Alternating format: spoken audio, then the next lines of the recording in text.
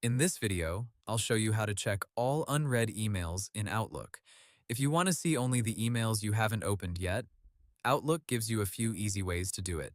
The quickest method is to use the unread filter in your inbox or any other mail folder. Microsoft's support pages say that in New Outlook, Outlook on the web, and Outlook.com, you can select a folder, open the filter option near the top of the message list, and then choose Unread. First, open Outlook and go to your inbox. Near the top of the message list, look for the filter button. Click it, then choose Unread.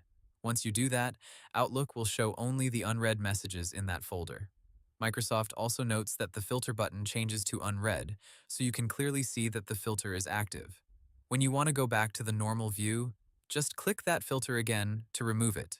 Now that works well if you only want to check unread emails inside one folder at a time, but if you want to check all unread emails in one place, Outlook for Windows also has something called the Unread Mail folder.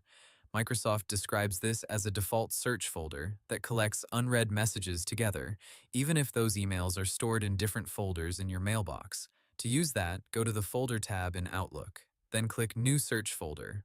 In the list, choose Unread Mail, and then click OK.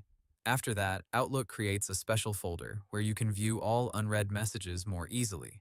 Microsoft says if the unread mail folder is missing, you can restore it the same way by creating that search folder again.